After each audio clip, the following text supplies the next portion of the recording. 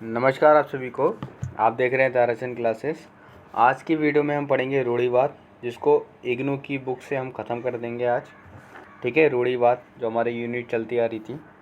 चलिए शुरू करते हैं। रूढ़िवाद चारित्रिक विशेषताएं, यानी कुछ विशेषताएं हैं इसकी जो पहले भी यूनिट्स में वीडियो बनाई थी उसमें भी है और ये भी है। इसके अंदर से ना जो मेन इम्पोर्टेंट टॉपिक है वो है ये वाला, कहाँ गया ये वाला, हाँ ये है ज़्यादा इम्पोर्टेंट, जिसको हम थोड़ी देर में पढ़ेंगे। बाकी कुछ बेसिक बातें हम यहाँ पढ़ लेते हैं। ठीक है, बार्क ने घोषणा की संरक्षण करने की इच्छा रूढ़िवादी विचारधारा का अंतर्निहित का मतलब होता है शामिल है। ठीक है, विचारधारा का शामिल विषय है ये। हालांकि ये एक मात्र उद्देश्य नहीं है जो सभी तरह की रूढ़िवाद प्राप्त करना चाहते हैं। और आप रूढ़िवाद का मतलब आप समझ चुके हो कि भाई जैसा चलता आ रहा है वैसा ही रहेगा।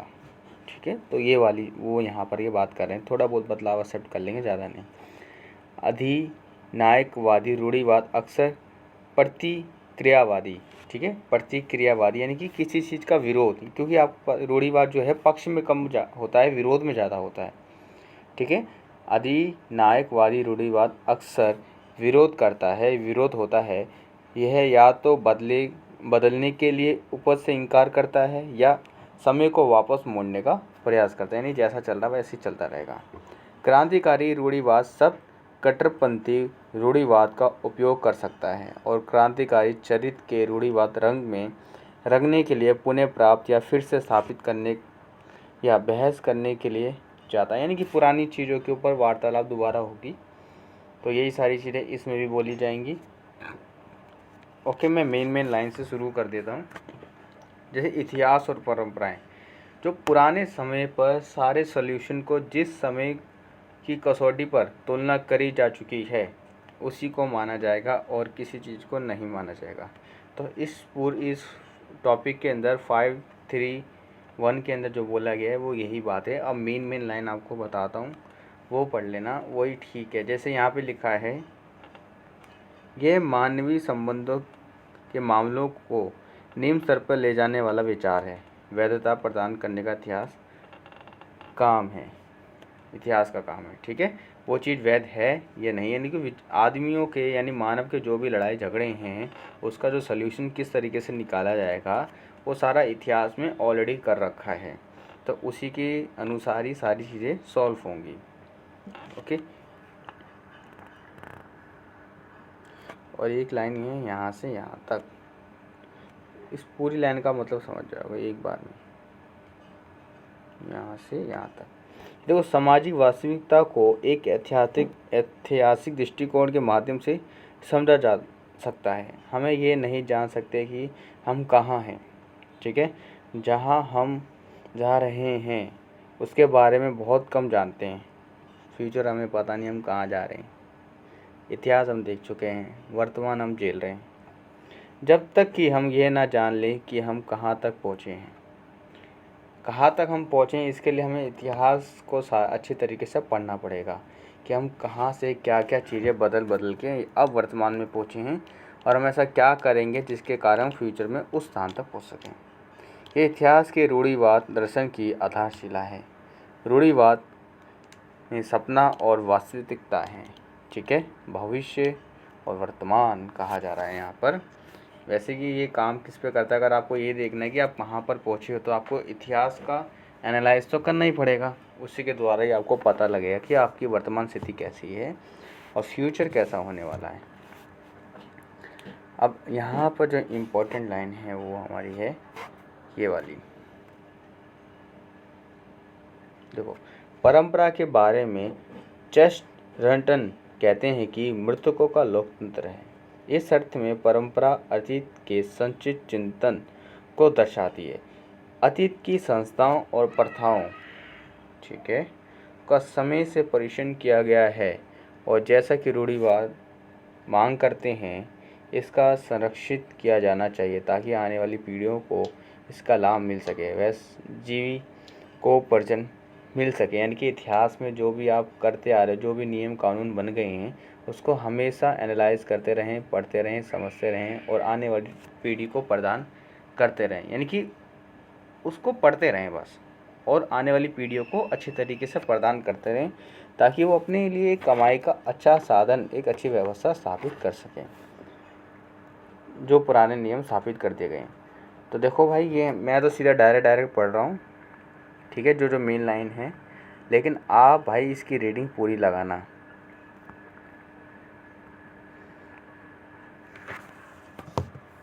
अब इसमें लिखा है, हमारा टॉपिक है मानव अभिरुचि, पूर्वाग्रह और तर्क, ठीक है। मानव अभिरुचि, पूर्वाग्रह और तर्क। पूर्वाग्रह का मतलब होता है पक्षपात, यानी कौन समर्थन में कौन नहीं, यानी कि पक्षपात नहीं करते ज़्यादा, यूँ समझ लो। ओके, चलिए इसको हम पूरा ही पढ़ लेते हैं आपके लिए, लेकिन इसके अंदर मेन तो 3 ही लाइन है। रूढ़िवाद मानव अपूर्णता का दर्शन है। अपूर्णता का मतलब है अधूरा है ये, ठीक है, क्योंकि समय हमेशा बदलता रहता है, तो चीज़ें एक टाइम पे सारी चीज़ें रिजॉल्व नहीं हो सकती, क्योंकि समय का परिवर्तन तो चाहिए, तो ये अधूरा तो है। मनुष्य के आधार की जड़ें तर्क के मुकाबले पूर्वाग्रह से अधिक हैं, यानी पक्षपात से ज़्यादा जुड़ी हुई हैं इसमें। उदारवादियों के खिलाफ जो मनुष्य को नैतिक, तर्कसंगत और सामाजिक मानते हैं, रूढ़िवादी पुरुषों को अपूर्ण और पूर्ण दोनों मानते हैं, यानी कि अधूरा है और पूरा है, दोनों मानते हैं। क्या सीधा सा मतलब ये, बस थोड़ा बहुत परिवर्तन ठीक है, ज़्यादा नहीं। रूढ़िवादियों के अनुसार मानव आश्रित प्रणाली है, यानी कि एक निर्भर वाला आदमी है, ये डिपेंड रहता है किसी पे, हमेशा अलगाव और अस्थिरता से डरता है, लड़ाई झगड़े से, और इसलिए हमेशा सुरक्षा की तलाश करते हैं। और जो परिचित है यानी जिसे जानते हैं, हमेशा सामाजिक व्यवस्था के लिए क्या है, स्वतंत्रता का त्याग करने के लिए तैयार है। जो चीज़ें जानता है वो त्याग कर सकता है, अपना भला खुद कर सकता है। जो नहीं किसी चीज़ को जानता वो किसी पे डिपेंड रहेगा ही। रूढ़िवादियों का कहना है कि लोग अपने स्वभाव के कारण से अमृत विचारों पर संदेह करते हैं, यानी जो भावनात्मक विचार होते हैं, ठीक है, जिसे हम देख नहीं सकते, उन सब विचारों पे क्या कहते हैं, संदेह करते हैं। और दिमाग का काम ही है सोचना, जब नए नए विचार आते तो उस पर संदेह भी होता है, क्या करें, ये तो प्रकृति है भाई। और अपने विचारों को अनुभव और वास्तविकता की ज़मीन पर रखना पसंद करता है, यानी कि इंसान जो है ना, नए थॉट्स को बाद में एक्सेप्ट करता है, लेकिन उन थॉट्स को पहले एक्सेप्ट कर लेता है जिनको पहले से आधार पर तुलना, रिजल्ट सब कुछ देख लिया गया है। यानी कि अपने जो थॉट्स हैं उसकी इम्पोर्टेंस ज़्यादा है, और जो कोई दूसरा कह रहा है जिसकी सत्यता की अभी जांच नहीं हुई है, बस कहा जा रहा है, तो उसको एक्सेप्ट नहीं करता वो इंसान। तो ये वो लाइन है। उनके पास आमतौर पर अतीत से विकसित एक पहले से ही तैयार किया गया एक दृश्य है, पहले से एक व्यू तैयार रहता है। पूर्वाग्रह पर रूढ़िवादियों की तरफ से निस्बत एक पर्सन है भाई, ठीक है, निस्बत यह है, तर्क देते हैं कि पूर्वाग्रह, ठीक है, यानी पक्षपात की अपनी एक आंतरिक बुद्धि है, जो कि बुद्धि का पूर्वकाल, यानी पहले से पूर्वाग्रह आपातकाल में तैयार एक अनुप्रयोग है, यानी पहले से तैयार है, जिसका हम यूज़ कर रहे हैं। ये पहले मन को ज्ञान और सद्गुण की एक स्थिर दिशा में संलग्न करता है, और निर्णय के क्षण में संकोचन करने वाले संदेहपूर्ण, हैरान, अनसुलझे व्यक्ति को नहीं छोड़ता, ठीक है, अनसुलझे व्यक्ति को नहीं छोड़ता है। तर्क उस ज्ञान से उपजा है जो प्रदान किए जाने की तुलना में सीखा जाता है, ठीक है, तर्क यानी कि रीज़न। रूढ़िवादी यह राय रखते हैं कि प्रदान किया गया ज्ञान अमृतता का मतलब होता है एक तरह का खगोल विद्या समझ लो, मतिहीनता, ठीक है, खगोल विद्या टाइप का है। अमृत ज्ञान जिसे आप देख नहीं सकते, ये दोनों एक जैसे ही भावनात्मक ज्ञान की तरफ ले जाता है, और मनुष्य के लिए ये पूरी तरह से जानना बहुत जटिल है। सीखा हुआ ज्ञान अनुभव में निहित होता है और कुछ करने के लिए सीमित होता है। गलतियां करके भी हम कुछ सीख जाते हैं। ऐसा ज्ञान नियमों और सामान्यताओं का ज्ञान नहीं है, बल्कि वह है जो एक व्यक्ति के अनुभव से आता है, वो दूसरे के खून में उतर जाता है इसी का ज़्यादा यहाँ पर क्या करा जा रहा है, समर्थन। यही कुछ इम्पोर्टेंट लाइंस थी। एक ये लाइन है और एक इम्पोर्टेंट लाइन है, कहाँ गया ये वाली, बस यही दो इतनी सी इम्पोर्टेंट लाइन थी और कुछ नहीं। तो उसी तरीके से यहाँ पे लिखा है जैविक समाज और स्वतंत्रता और समानता। आपको रीडिंग सारा करना है, हम मेन लाइन पढ़ते हैं सीधा। तो मेन लाइन यहाँ से चलती है, समाज का रूढ़िवाद दृष्टिकोण। समाज का रूढ़िवादी दृष्टिकोण वह है जो एक जीवित चीज़ है, ठीक है। समाज का रूढ़िवादी दृष्टिकोण वह है जो एक जीवित चीज़ है, यानी जो जिंदा है। एक ऐसा जीव जिसके हिस्से ना तो समरूप हैं और ना ही समान, एक साथ काम करते हैं, मानव शरीर को ठीक से काम करने देते हैं। जैविक समाज यानी परिवार, सरकार, एक कारखाने का एक प्रत्येक भाग समाज के स्वास्थ्य को बनाए रखने में एक विशेष भूमिका निभाता है। ऑब्वियसली बात है, ये सारी चीज़ें एक सोसाइटी को बनाने में महत्वपूर्ण भूमिका निभाती ही हैं। हैवुड बताते हैं कि यदि समाज जैविक है तो इसकी संरचनाएं और संस्थानों को प्राकृतिक बलों द्वारा आकार दिया गया है और इसलिए इसके रूप रंग को इसके भीतर रहने वाले व्यक्तियों द्वारा संरक्षित और सम्मानित किया जाना चाहिए। यानी कि जो भी बदलाव हुआ है अकॉर्डिंग टू नेचर हुए हैं, ठीक है, और उसी रूप रंग में सब लोग ढक गए हैं, तो भाई उन सबका सम्मान करो बस। जैविक समाज का रूढ़िवादी दृष्टिकोण विविधता से, क्या लिखा है, हाँ ये लिखा है, विविधताओं से बनी एक इकाई है, बहुत सारी डिफरेंट चीज़ों से बनी है। ऐसा समाज हमेशा एक पदानुक्रमित रूप से होता है, ठीक है। पदानुक्रमित एक अरेंज इन ऑर्डर रैंक में होता है, एक सीरियल टाइप से 1 2 3 ऐसे रैंक वाइज होता है। पदानुक्रमित रूप से होता है यानी कि रैंकिंग ऑर्डर में, जहाँ स्वतंत्रता प्रभावी ढंग से और अर्थपूर्ण तरीके के साथ काम करती है। अर्थपूर्ण का मतलब होता है मीनिंगफुल, ठीक है, मीनिंगफुल तरीके से। सामाजिक रूप से विभेदित समाज में जैसा कि जैविक होता है, समानता का कोई स्थान नहीं है। समानता के अधिकांश रूप से रूढ़िवादी लगते हैं। दोनों व्यक्तियों और समूह की स्वतंत्रता के लिए खतरा है। इस संदर्भ में वर्ग का तानाशाही रवैया इस प्रकार है, जो प्रयास करते हैं वे कभी बराबरी नहीं करते। जो तानाशाही रवैया इस प्रकार है ही तानाशाही, लाइन अप पढ़ के समझ ही सकते हो। अब हम पढ़ेंगे सत्ता और शक्ति, ठीक है। जो इसके इम्पोर्टेंट है उसको हम पढ़ते हैं जरा, इम्पोर्टेंट एरिया। इसका जो इम्पोर्टेंट इलाका है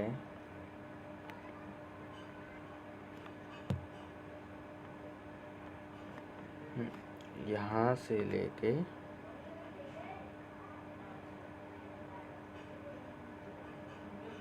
यहाँ तक, ठीक है। इम्पोर्टेंट तो यहाँ से है, ओके। इतनी लाइन को आपको ज़्यादा हाईलाइट करके रखना है। एक रूढ़िवाद के साथ सत्ता और शक्ति में बहुत समानता है, ठीक है। शक्ति का उपयोग एक व्यक्ति द्वारा किया जाता है, ठीक है। यह कहीं कहीं तो पूरे समूह द्वारा भी या राजा के नाम से भी हो जाता है, लेकिन हम यहाँ पर क्या देख रहे हैं, शक्ति का उपयोग एक व्यक्ति के द्वारा किया जाता है जो इसे प्रयोग करने के लिए कानूनी रूप से अधिकृत यानी कानूनी रूप से अधिकार होता है, और ये वैध कार्य होगा यानी कि लीगल है ये, जो इसे हासिल करेगा। जैविक समाज में व्यवस्था को बनाए रखना पड़ता है, इसलिए शक्ति जैविक समाज का एक अनिवार्य घटक है, ठीक है। जैविक समाज में जहाँ जिंदा व्यक्तियों के लिए शक्ति इम्पोर्टेंट है सारी चीज़ें बनाए रखने के लिए। आओ कुछ एग्जाम्पल देखते हैं। आपको रीडिंग पूरी करनी है भाई, यहाँ पे देखो एग्जाम्पल यहाँ से दे रखा है, ओके। जैसे कि एग्जाम्पल के लिए, एक स्कूल में शिक्षक द्वारा अधिकार या शक्ति का प्रयोग किया जाना चाहिए। नियुक्तों द्वारा कार्यस्थल में और सरकार द्वारा समाज में। रूढ़िवादी कहते हैं कि अधिकार आवश्यक है क्योंकि ये फ़ायदेमंद है, क्योंकि सभी को ये जानने के लिए मार्गदर्शन, समर्थन और सुरक्षा की आवश्यकता है कि लोग कहाँ खड़े हैं, ठीक है ना, उनसे क्या उम्मीद की जाती है। इसलिए सभी रूढ़िवादी नेतृत्व और अनुशासन पर जोर देते हैं। नेतृत्व के बारे में हैवुड कहते हैं कि किसी भी समाज में नेतृत्व एक महत्वपूर्ण घटक होता है। अगर आप भी देखते हो कि लड़ाई वगैरह भी होती है, जब तक उसका कोई नेतृत्व नहीं करेगा तो प्रजा इधर उधर होती रहती है। इसलिए नेतृत्व इम्पोर्टेंट है, क्योंकि इसमें दूसरों को दिशा देने और प्रेरणा प्रदान करने की क्या होती है, क्षमता होती है। अलाउद्दीन खिलजी में भी आप देख सकते हो, जब वो झंडा गेरने की कोशिश करता है तो किस तरह प्रेरित करता है सभी को, पद्मावत पिक्चर में। तो बस यहाँ तक था। ये सारा रीडिंग आपको करना है, ध्यान रखना भाई। संपत्ति और जीवन, इनके सारे जो पॉइंट्स हैं उनमें शॉर्ट पॉइंट्स में पहली वीडियो एक दे दी थी, उसको भी आप देख सकते हो। अब हम पढ़ रहे हैं संपत्ति और जीवन। देखो, संपत्ति और व्यक्ति के लाइफ से कभी इसको हटाया तो जा नहीं सकता, दोनों ही इम्पोर्टेंट रोल निभाते हैं एक बंदे की लाइफ में। जब किसी व्यक्ति के पास संपत्ति होती है और उस संपत्ति का कानूनी अधिकार होता है, तो व्यक्ति अपने आप को स्वतंत्र और सुरक्षित और समानता जैसी भावनाएं उसके अंदर फीलिंग आती है, कुछ महसूस होता है कि हाँ भाई मेरे पास कोई प्रॉपर्टी है और समाज में मेरा कुछ दायित्व है, ठीक है, यानी कि मेरी कोई स्थिति है समाज के अंदर। इसलिए संपत्ति को किसी व्यक्ति के जीवन से अलग करना बहुत मुश्किल है। तो यही सारी बातें इस पूरे पैराग्राफ में बोली गई हैं अलग अलग राइटर्स के द्वारा, ठीक है।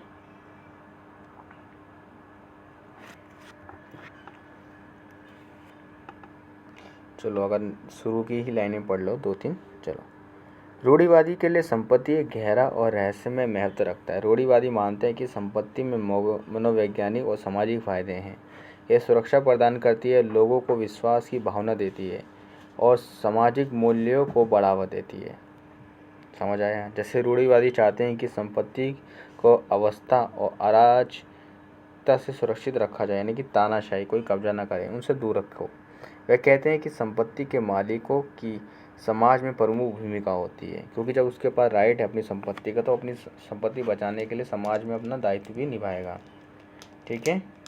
कानून और व्यवस्था बनाए रखने में उसकी रुचि भी होगी। तो ये सारी चीज़ें हैं, इन्हीं सारी बातों को अलग अलग तरीके से अलग अलग राइटर्स ने कही है।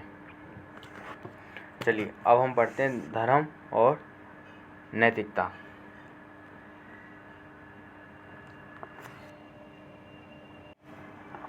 रूढ़िवाद वास्तव में धर्म और नैतिकता पर जोर देने वाली प्रमुख विचारधारा में अद्वितीय है, यानी कि बहुत ही ज़्यादा क्या है, यूनिक है। अद्वितीय का मतलब क्या होता है, यूनिक है। संप्रदाय की परवाह किए बिना हेगल, हेलर और कोलरिच सहित सभी रूढ़िवादियों ने रूढ़िवाद वास्तव में धर्म और नैतिकता पर जोर देने वाली प्रमुख विचारधाराओं में अद्वितीय हैं, यानी कि बहुत ही क्या है, यूनिक है। इनकी सीधा मेन बात पर आते हैं, जहाँ पर ये बात कर रहे हैं। इनकी स्टार्टिंग होती है यहाँ से, ठीक है, और यहाँ तक ये चलते हैं। ओके, मेन बात यहाँ से यहाँ तक है। संप्रदाय की परवाह किए बिना हेगल, हेलर और कोलरिच सहित सभी रूढ़िवादियों ने धर्म और उसी तरह की नैतिकता को भी राज्य और समाज का एक प्रमुख आधार बनाया है। धर्म और नैतिकता एक साथ ही हैं। रूढ़िवादी नैतिकता और विश्वास पर टिके हुए अच्छी तरह से स्थापित धर्म का समर्थन करते हैं, ताकि मनुष्य एक बार जब वह बड़ी कट्टरपंथियों से बाहर आता है, क्योंकि कट्टरपंथियों में वो सिर्फ धर्म चढ़ के बोलने लग जाता है, सही और गलत में निर्णय भूल जाते हैं लोग। अगर धर्म का सही तरीके से उच्चारण किया गया है तो इंसान का विकास बहुत अच्छा होता है, लेकिन उसको गलत तरीके से प्रकाशित किया जा रहा है, ठीक है, तो वो खराब है बहुत ज़्यादा। समर्थन का स्थापित धर्म का समर्थन करते हैं, ताकि मनुष्य एक बार जब वे कट्टरपंथी से बाहर आते हैं तो असंतुलन का सामना करते हैं, ठीक है, क्योंकि जैसा वो सोचते थे वैसा नहीं है, ठीक है, और समरूपता से होने वाली हानि का सामना करते हैं। जो समान तौर पर जो लॉसेस हो रहे थे उन सब के बारे में उन्हें क्या मिलती है, जानकारियाँ मिलती है जब उनकी आंखें खुलती हैं। तो ये सारी बातें इसके अंदर बोली गई हैं। बस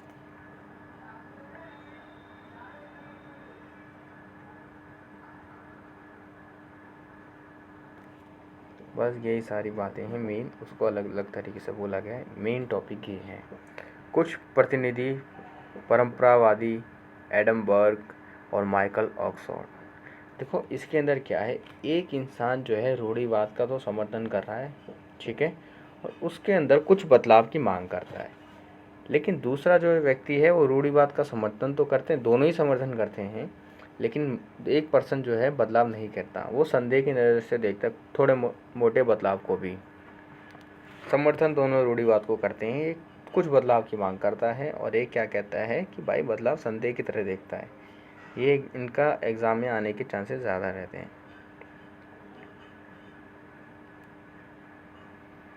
चलिए हम इसको पढ़ लेते हैं।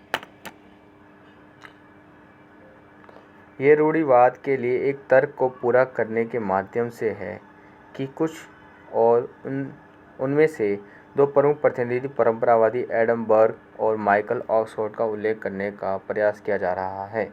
बार्ग का फ्रांस में क्रांति पर विचार को आधुनिक रूढ़िवाद के निश्चित और सौभाग्यशाली के रूप में लिया गया है, जिसे अमूर्त सिद्धांतों पर आधारित कट्टरपंथी सुधार के विरोध और स्थापित विकसित संस्थानों के गुणों के लिए अपनी दलील देते हैं, यानी कि कुछ बदलाव चाहते हैं वो कट्टरपंथियों में।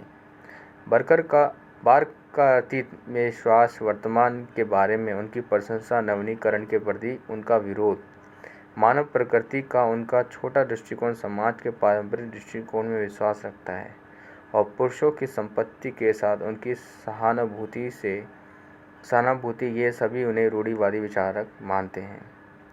अब आता है कॉबन टिप्पणी करते हैं, ठीक है, कि इनकी आलोचना कर रहे हैं, ये ज़्यादा इम्पोर्टेंट नहीं है, यहीं तक था इनका, क्योंकि जिनकी बात हो रही है उनको पढ़ते हैं, लेकिन आपको रीडिंग सारा करना है।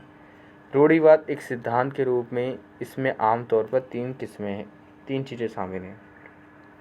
पहला है यथास्थिति। यह वह है जिसमें चीज़ें वैसी की वैसी ही उस स्थिति में रखी जाती हैं जैसे वे हर समाज में होती हैं। व्यक्ति ऐसे लोगों को ढूंढते हैं जो चीज़ें जैसी होती हैं उसे वैसे स्थापित रखने की में रुचि रखते हैं, और जो लोग यथास्थिति में बदलाव लाना नहीं चाहेंगे उनके पास खोने के लिए क्या है, कुछ नहीं है। जैसा था वैसा ही है और वैसा ही आगे रहेगा, तो खोएगा क्या, कुछ नहीं। संगठनात्मक रूढ़िवाद यह पुरुषों के ऐसे हितों को जो यथास्थिति के समर्थन में हैं, जैसा है वैसी में समर्थन करते हैं, उन्हें बचाने, उनके प्रसार के लिए उपायों को तलाशेंगे। रूढ़िवाद में देख रहे हो ना, इस प्रकार संगठन उन लोगों की सेवा करता है जो यथास्थिति बनाए रखना चाहते हैं। जो संगठनात्मक है वो रूढ़िवादी है। कल का विचार आज का आंदोलन बन जाता है और आज का आंदोलन कल का संगठन बन जाता है, तो इसलिए इनका समर्थन नहीं करते। दार्शनिक रूढ़िवाद, ठीक है, जितना भी अभी हम पढ़ रहे हैं उसमें से आप भाई साहब सब मेन पॉइंट निकाल लेना, और इग्नो की बुक है आप लोगों ने मंगवाई हैं, आपके घर पोस्ट हुई है नहीं हुई है, जब आ जाएंगी तो प्लीज़ रीडिंग करना, ओके। तो और ये सारे मेन पॉइंट्स तो निकाल लेना, अपने से भी निकालो कुछ चैप्टर्स के, ठीक है। चलिए, दार्शनिक रूढ़िवाद। एक बार जब यथास्थिति में रुचि होती है, यानी जैसी स्थिति उसी में इंटरेस्ट आ गया और इसे बचाने के लिए एक संगठन होता है, तो एक विचारधारा का निर्माण किया जाता है और हितों के चारों ओर कि उसे दर्शन को संरक्षित करना होता है। रूढ़िवाद एक दर्शन के रूप में हितों का संरक्षण और संवर्धन करने के लिए एक व्यवस्था को बढ़ावा देता है। अपने लेखन में बर्ग रूढ़िवाद की उपरोक्त विविधताओं से गुजरे हैं। यथास्थिति की प्रशंसा करने के साथ साथ यथास्थिति का समर्थन करने के लिए उन्होंने संगठन का भी निर्माण किया, संसदीय प्रणाली, राष्ट्रीय हित के साथ साथ राजनीतिक दल, ये सारी चीज़ें। लेकिन रूढ़िवाद के ढांचे के भीतर बर्ग सुधारक को प्रदर्शित करते हैं, यानी कि इन्होंने यहाँ के बदलाव की मांग कर दी। पारंपरिक रूप से ऑक्सफोर्ड की दलील राजनीति, नैतिकता और जीवन में उनके रूढ़िवाद के एक पहलू के रूप में है। सामान्य रूप से तर्कवाद, ठीक है, एक साइंटिफिक रीज़न, तर्कवाद का मतलब होता है साइंटिफिक रीज़न। एक योजना में कहाँ गया, ऑक्सफोर्ड अनुसार राजनीति वैचारिक शैली, तर्कवाद के अपने आलोचनात्मक रूप से आगे बढ़ती है। ऑक्सफोर्ड के अनुसार राजनीति की वैचारिक शैली यानी कि बुद्धिवादी शैली एक भ्रमित शैली है, यानी कि पुरानी जो बातचीतें हैं, जो बोल दिया गया है, वो एक भ्रमित हैं। कुछ समय बदलता है तो चीज़ों में बदलाव भी होना ज़रूरी है, क्योंकि विचारधारा के लिए तर्कवादी योजना में जैसा कि वह सोचता है कि केवल एक संक्षेप है, एक क्रम है, इसलिए ऑक्सफोर्ड का जवाब है कि एकमात्र शैली जिसे अपनाना चाहिए और आगे बढ़ना चाहिए वह है पारंपरिक। ऑक्सफोर्ड पुष्टि करते हैं कि राजनीतिक गतिविधि एकाएक नहीं हो सकती, परिस्थिति और राजनीति एक जैसी नहीं हो सकती, बात सही भी है, लेकिन प्रचलित परंपराओं के व्यवहार से और यह जो रूप लेता है मौजूद व्यवस्थाओं का संशोधन करता है, ये बदलाव की मांग कर देता है। ठीक है, आप थोड़ा बहुत पढ़ के लाइन को सोचो तो समझ आ रहा होगा आपको ठीक से।